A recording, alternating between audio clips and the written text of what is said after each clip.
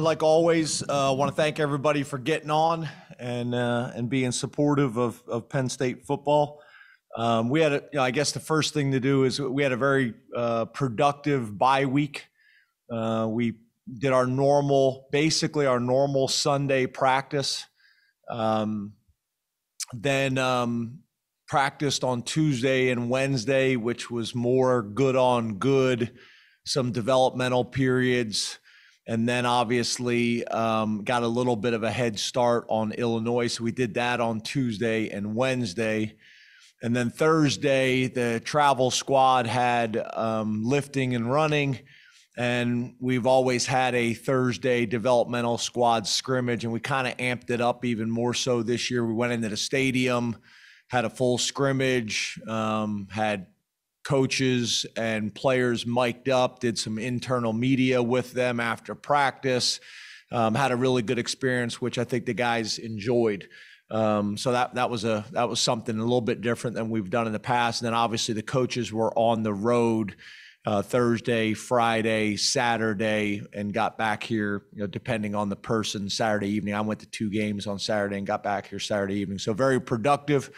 And then obviously starting Sunday, we're able to get back into a normal game week, except we don't have the corrections from the previous game. So most of you guys know the routine, but I thought I would go over it briefly. Getting into Illinois, obviously Brett Bielema got a tremendous resume, has been successful in this conference as a head coach, highly successful. Obviously been a head coach in the SEC, coached in the NFL, obviously with a storied organization, and now as a head coach again in the Big Ten at Illinois. So, tremendous respect for him and the university as a whole. You're talking about a team that returns 17 starters, 6 on offense, 8 on defense, 3 on specialists, and then also I think one of the oldest teams in college football. I think they have 22 super seniors, which is the highest in the nation. And obviously there's some advantages and strengths that come with that. When you talk about offensively, Tony Peterson and his background obviously came from Appalachian State. Everybody's got a ton of respect for what they have done at Appalachian State for a long time. Everybody was a little bit, I think, surprised when Brett kind of went out of his normal mode in terms of offensive coordinators and their background and how they are stylistically. Tony's got a tremendous amount of experience, has been coordinating for a very, very long time. We've been impressed on offense with Chase Brown, running back, number 2. Number 1, wide receiver, Isaiah Williams. Obviously he can do a lot of different things for him, both as a wide receiver / running back / quarterback, obviously. And then I've been really impressed with the freshman, number 0, Josh McCrary, the big back out of Alabama. I've been impressed with him. Defensively, Ryan Walters. Obviously, this is Brett's background as well defensively. But Ryan Walters, you look at his background and his experience being at Missouri as the defensive coordinator before coming to Illinois. We've been impressed with defensive tackle number 96, Roderick Perry, DN number 99, Owen Carney, linebacker number 35, Jake Hansen. Seems like he's been playing there forever. And then linebacker number 33, Isaiah Gray, are guys that have jumped out on film. And then they have an experienced special teams coordinator in Ben Miller, who came from the Air Force Academy, been their special teams coordinator for a long time. So we've gone back and researched all their film as well. Been impressed with their kicker number 17, James McCourt, their punter number 14, Blake Hayes, and then their returner, punt returner as well as kickoff returner, Donnie Navarro, really flashes on tape. So tremendous opportunity. Look forward to being here in Beaver Stadium. Look forward to homecoming. Look forward to generations of greatness. I know our players and from what I see, the fan base really enjoys these throwback uniforms that we do as well. So looking forward to all that. Oh, open up the questions. Mike Gross, LNP News. Mark Brennan, you're next. Good afternoon, James. How are you? Good. How are you, Mike? I'm good, thanks. How have you divided up the reps among the quarterbacks last week, and how are you planning on doing it this week? Yeah, so we are going to split the reps between Taekwon and Vayu. We'll split the reps. And like I think someone asked me that question the other day about, will it be a competition? I think it's always a competition, but it's probably magnified a little bit. We've looking at those guys very closely in practice and in the scrimmage periods and things like that. So we will split those reps between those two evenly, and make it a competition. Mark Brennan's Lions 247 with Fight on State, and then Greg Pickle. Hey, James, thanks for your time today. You as well. Did you get a haircut? I did.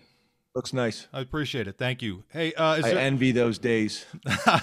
Hey, is there any update you can give us on Sean's availability to practice or play in games? And then when it comes to making a decision on who your starter is, at what point do you have to make that? Not necessarily announce it to us, but make it within the team. Thank you. Yeah. Yep. I respect and understand you got to ask the question. I hope you respect and understand that I'm not going to get into a whole lot of detail on a Tuesday. With that, I haven't even, talked to, the players about that yet. Haven't talked to my team about that yet. We haven't really even had a full speed practice to do that. But obviously no different than any other situation. You'd like to make the decision as early as you can. We're not in position to do that right now. So those reps will be divided evenly, and once we know that it's clear, then we'll make the decision and go from there. So I know you got to ask the question. I know I didn't give you a whole lot of information there, but it's hard to say that on a Tuesday, where we're at when we really haven't even had a full speed practice yet. Greg Pickle, Blue 8 Illustrated, then Audrey Snyder. Good afternoon, Coach. How you doing? Good. How are you? I'm doing well, thanks. In terms of pros and cons of splitting the reps, what are those, especially with two guys who, unlike maybe in past years with your backup quarterback situation, haven't played as many game reps as some of the guys you've had before? Yeah, I think obviously, the reps in general are gold, right? So, I have worked with a coordinator in the past where he's going to pretty much give all the reps to the starter and no reps to the backups. And the whole reason is, every rep is critical to get them ready to play on Saturday. But I think there's always got to be a developmental aspect. So we've always, in spring ball and in summer camp, given reps to all three quarterbacks in the top three spots on your depth chart. And then once the season starts, it's the emphasis obviously on your first two. So yeah, I think right now, we're even just based on where we're at with those two guys. But I think whenever you can obviously decide who your starter is and then be able to slant a few more reps to your starters compared to your backups. And that's not just a quarterback, that's at every position, right? That chemistry, that cohesion of the group is really important. So, that's what you'd like to do. But right now, I think our plan is to split it pretty evenly. Audrey Snyder, The Athletic, then Elton Hayes. Hey, James, good afternoon. Good afternoon. You said at the end of camp that it was obvious that Taekwon was the number two. I guess what has Christian done here in the last month and a half to kind of get in that conversation to split those reps? Well, I think, what's good about spring ball and what's good about, summer camp is you kind of have all the practices to look at. And then by day, you look at the numbers. Right? Your gut tells you one thing, and then do the numbers back it up? And not only by day, but then being able to take cumulative reps and look at that. But there's also growth that you're looking for. A player that's been in the program for a couple of years should really be widening that gap, and a player that's been in the program less amount of time, he's got to close that gap as much as he can, but you also have to factor in the number of reps that they've been able to get in practice and the number of reps that they've been able to hopefully get in games. So it's not oranges to oranges. It's not even. But that also makes the argument, if it's close, it really shouldn't be, right? the guy that's been in the program for a long time and the guy that's getting the most reps should be able to widen that gap. And right now it's somewhat close. So I got a meeting with both of those guys today and kind of challenge both of them and let them know that we're going to be evaluating everything. And the good thing is both of them I'm very impressed with as young men and as competitors and as football players. And this won't be any new information to them, but I still think it's important for me to sit down and talk to them face to face and go through some of the stuff with them. Elton Hayes, CNHI Pennsylvania, then Dennis Dodd. Hey, James. How you doing, man? Hey, I wanted to, with PJ being out for this year, I know you mentioned last week, Devon and Keziah having a little work to do to step up to fill that absence. How were they last week? I know it was an idle week, but how were they in kind of catching on to things and getting up to speed? Yeah, they've been good, and we've also amped up, the opportunities and the reps for Amin Vanover and talked to him about putting some weight on for the last couple of weeks. He's done a good job of that. So Jordan Vandenberg's another guy that we've been, amping up their reps and opportunities and meeting times as well. So it's all of it. I think Devon's taken some really good strides from the beginning of the year, and so has Keziah, and we need them to. We need them to. So, it's all about consistency. I think, Elton, you guys have heard me say that before. All these guys have the talent and the ability to do it. But there's a difference between doing it, 3 out of 10 plays compared to 8 or 9 out of 10 plays. And that's the expectation and standard that we need. We need to be 8, 9, 10 out of 10. In terms of their technique, their fundamentals, and their assignment. So they're trending in the right direction. Dennis Dodd, CBS Sports, and then Ben Jones.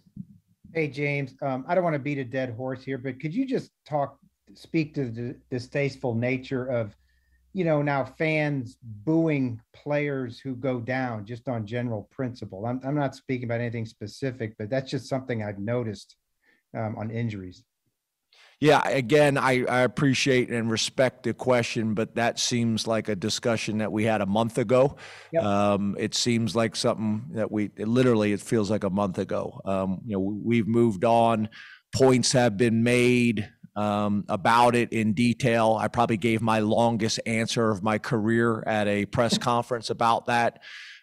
So I've gotten it off my chest very clearly. If you don't have the audio for that or the video, we can send it to you, but I've made my points very, very clearly on that. And they've been discussed, in great detail. So I'd like to, move on to Illinois and focus on that. Again, I think I've been pretty clear on my points on that. I've got it. Thank you. Ben Jones, statecollege.com, then Rich Scarcella. Hey, James, how's it going? Good, Ben. How are you, man? No complaints. In the transfer portal day and age, having a good backup quarterback probably means you have someone else's starting quarterback. How does that influence roster management, recruitment, development, and especially when you look back at the last two guys that you've had that were probably set to be in a different position than you envisioned them? How do you kind of manage all of those things these days?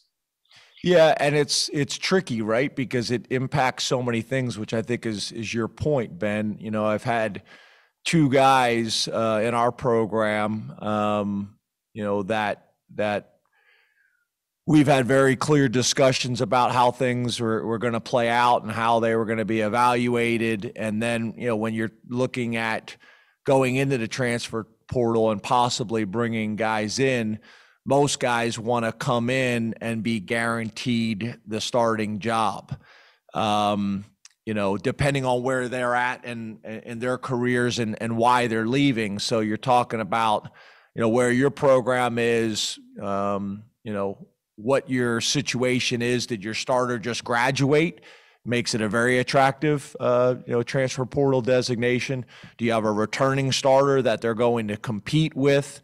And then also the impact on your current roster as well as the impact on recruiting. So you kind of got to balance all of that and make sure that you're in a good situation and trying to be as upfront as you possibly can and transparent, so everybody has all the information that they could make really good decisions with. So for us, that's the challenge, right? How to balance all of that and do what's right for Penn State, but also do what's right and be fair to these young men. So it's a different situation. It really is. It is a different situation, and I'm not in the business, whether it's high school recruits or transfers.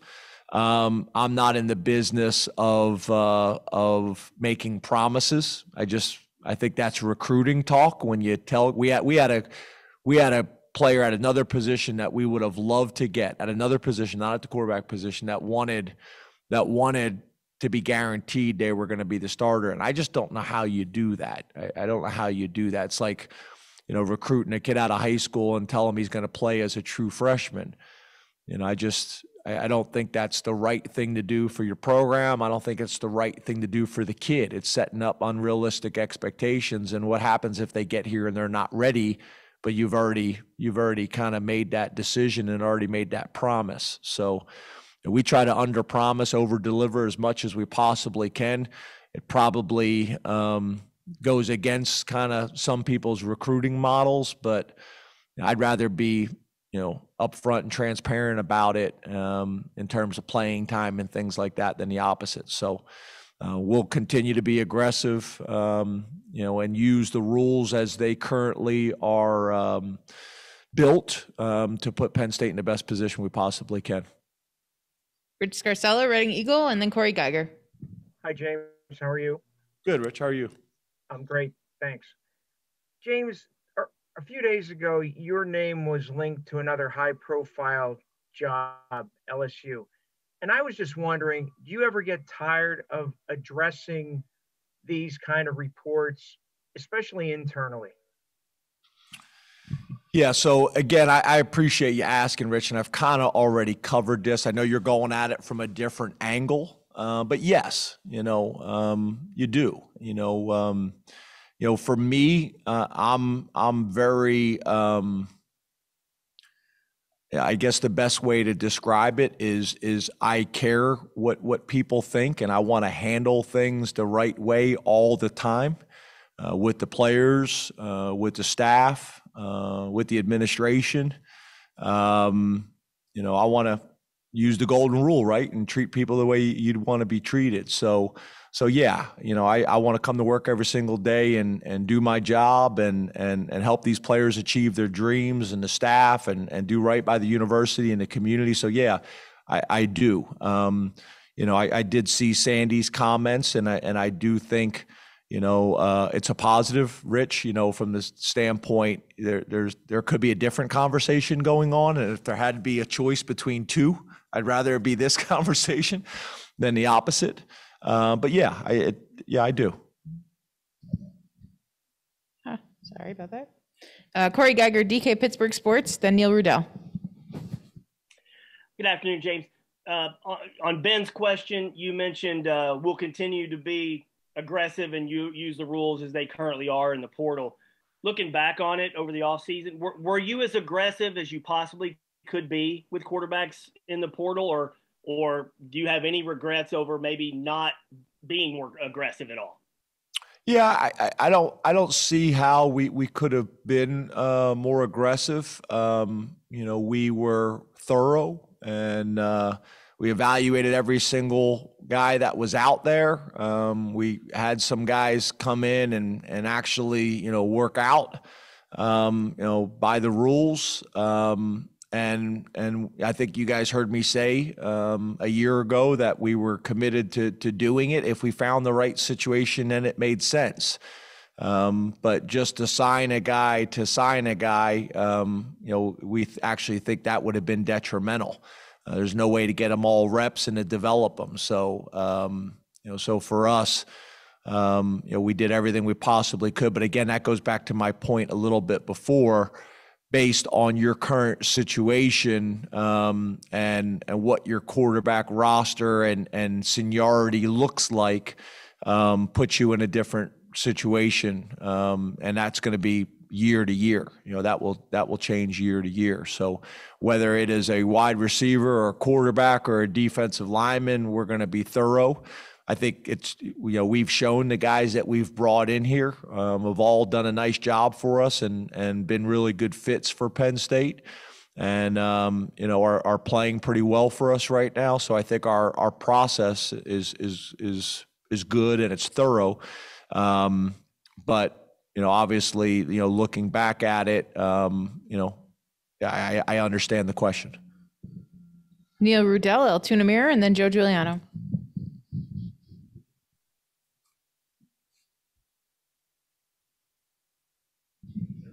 It hasn't clicked over. Still on Corey. Yeah. All right, we will come back to you, Neil. We'll go to Joe Giuliano. Neil, I don't think your audio's working. It's unmuted, but we can't hear you, so we're gonna move on. Sorry. Hello, James. How we doing? Good, thanks. How are you doing? Good. PJ Mustipher, I'm wondering if he's gone before the team at all, either at practice or in meetings, and still participating in everything. And I'm just wondering how his teammates still like having him around. Yeah, I think, Joe, you've gotten to know PJ pretty well over the last couple of years. He is just a tremendous young man. I've been actually asking a lot of people. Me and my wife were talking about this last night. Talking about this, with the coaching staff. He's handling it extremely well, like he does everything. But sometimes, Joe, when guys are handling things too well, that concerns me too. I kind of try to give him a big hug every single day and check on him and ask him how he is and tell him, if he needs anything, that we're here. My daughter Shola, made him some cupcakes the other day, just trying to love on him and support him as much as we possibly can. But he's been at everything. He's right now he's on one of those, it's kind of like what you see the people in the mall kind of whip around on them, kind of little go-karts or whatever the heck they're called. He's whipping around at practice. He's at the meetings. He's at everything. I just saw him in the training room. He was on the bike. And looked great, and huge smile on his face. So we keep checking on him and making sure he's doing well. And I hope he understands and feels, comfortable enough to be totally honest with me and transparent and vulnerable. That if he is struggling, that we're all here to support him. And then I think the other thing is hopefully being able to get him in a position to get him fixed up, and then on the road to recovery as soon as we possibly can. So all those things are moving. We talk about it every single morning in our staff meeting, kind of go through our injury report and things like that. So everything seems to be going in the right direction. I always make sure that the parents are informed and involved in the process, and they seem to be as well. So, just continue to support him, and his leadership has still been extremely strong on our team as I expect it would be. Frank Bodani, York Daily Record, and then we'll go to Daniel Gallen. Hey, good afternoon, James. Hey, Frank.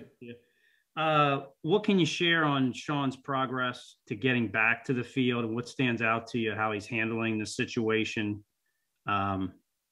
As a team leader or captain, I think. Yeah. So, he's as you know with Sean, he has shown his toughness over the years, both physically and mentally.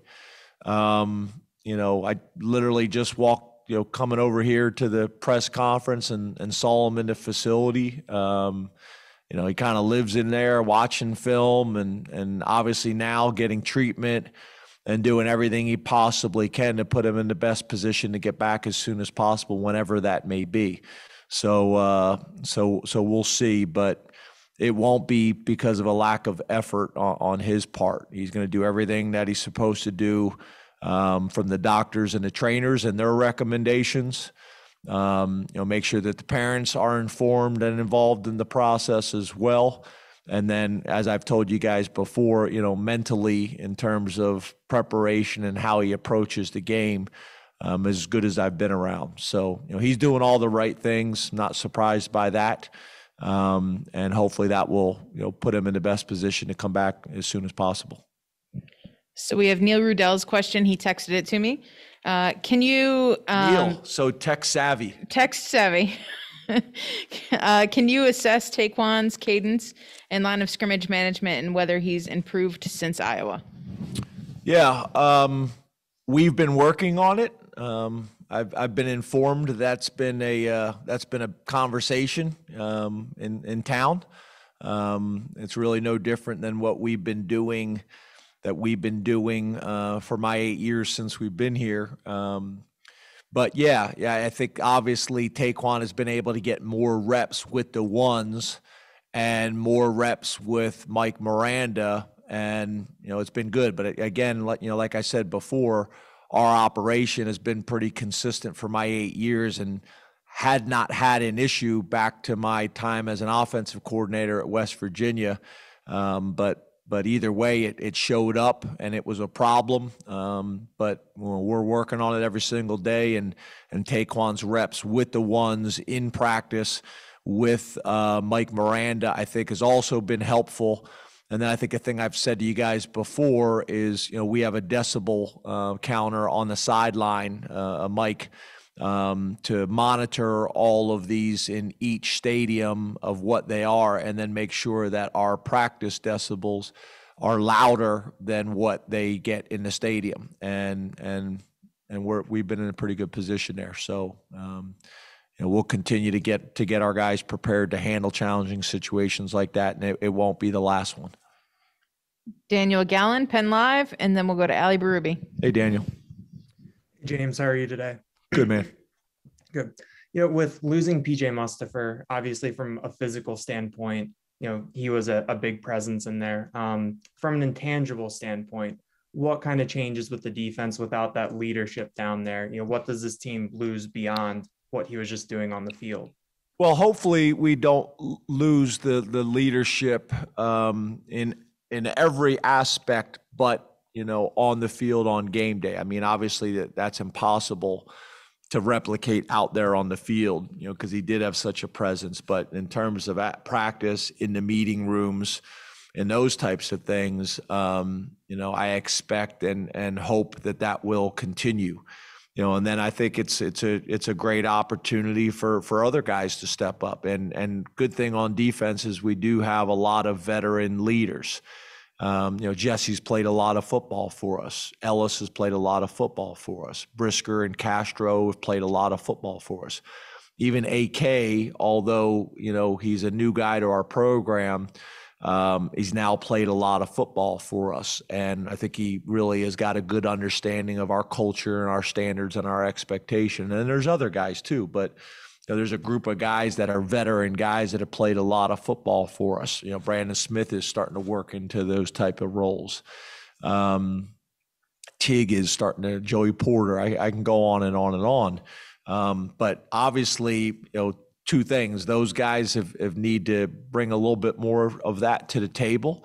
And then we need other guys that maybe weren't, providing that type of role on the team to take a little bit as well. It's not going to be one guy that's going to replace him. We need, 5 or 6% to Jesse, 10% to Ellis, so on and so forth, to make up for what we've lost with PJ on the field. And then all the other areas, I expect PJ still to be totally, invested and supportive, which I've seen. He's been phenomenal. Ali Berube, ABC 27, then Nate Bauer. Hey, Ali. Hey, Coach. How's it going? Good. How are you? Good. I fully anticipate you're not watching a ton of NFL football on Sundays like the rest of us, but both Micah Parsons and Odafe Oweh are in the conversation for Defensive Rookie of the Year.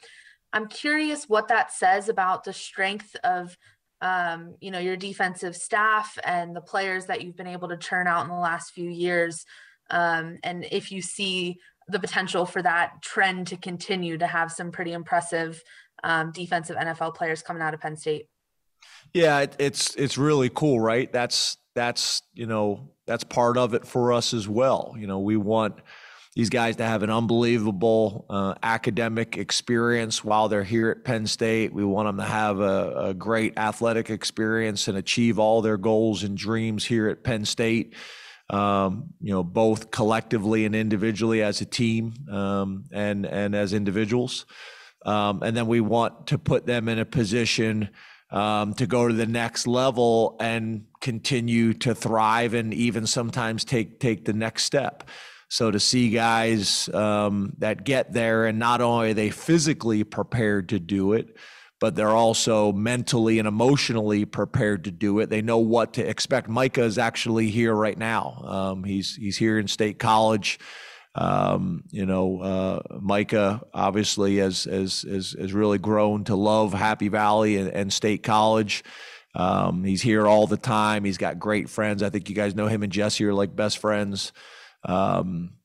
Odafe's doing unbelievable, and I'm so proud. All the things that we pounded the table of all the GMs and scouts about him, and how we just felt like his best football was ahead of him, to see those guys thriving, and other guys. One of the things that's been really cool is these jerseys. I've been getting jerseys from all these guys. They've been sending them back, which is great. I got one from Will Fries yesterday. Micah, I got his. I'm still waiting on Odafe. So if anybody talks to Jason Odafe, I'm still waiting on that one. But I'm just super proud of him, and we want to, have the highest graduation rates in the country. We want to, win every game we possibly can here at Penn State, and put a team on the field that our fans and alumni and lettermen can be really proud of.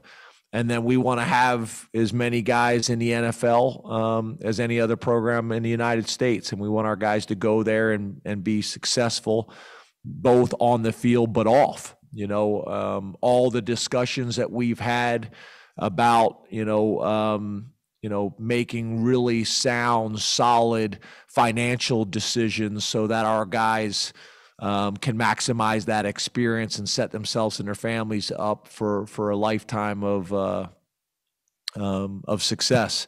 We've had a lot of conversations about how to handle those situations so that our guys may hopefully avoid some of the problems that other athletes and football players have had. So it's really cool, and they're two tremendous examples, but there's many others as well. Blake Gillick, and I talked to his dad yesterday. His parents are coming to the game this weekend. Dad called me.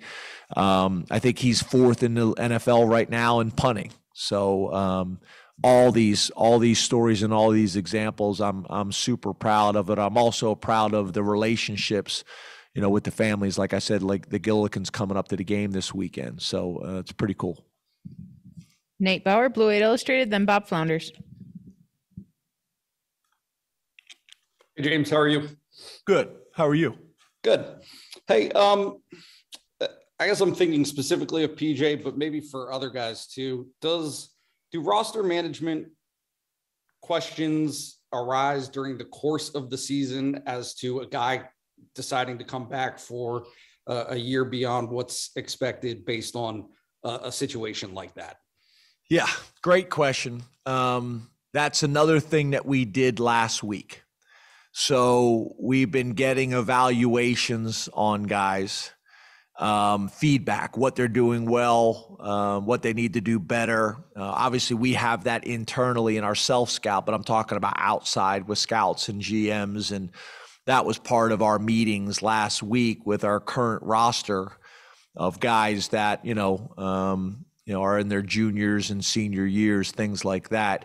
There's a fine line of it, right? The feedback is important, but the real decisions and the real conversations are going to happen, probably towards the end of the season. But I'm also a little aware and concerned. Once we change this rule at the NCAA level, and really more specifically at the NFL Players Association level, in terms of when agents can talk to players, and we changed that rule that the agents can talk to them their freshman year. If we're not talking to them from one perspective and they're only hearing it from an agent's perspective, then I think that can lead to some bad decisions. Not that agents, are bad people and trying to convince every single player to come out early. I don't mean that, but there's different perspectives, right? And I want our players to have every perspective to think about so they can make the best decisions for them and their families. And there's been examples of that we've had at Penn State, right, of guys that have stayed and it's worked out really well. We've had some guys that have left early and it's worked out really well. We've had some guys that probably, if they would do it all over again, would have come back. And I just want to make sure that your parents and the young men have all that information so they can make the best decisions. And then, what can we do to support them throughout that? So I think PJ's a really good example. We did have that meeting last week, but I'm hoping to sit down with him again one-on-one because obviously the scenario has changed a little bit, and see where him and his parents are at. And at the end of the day, once decisions are made, then we're going to support him every way we possibly can. Just like we did with Odafe.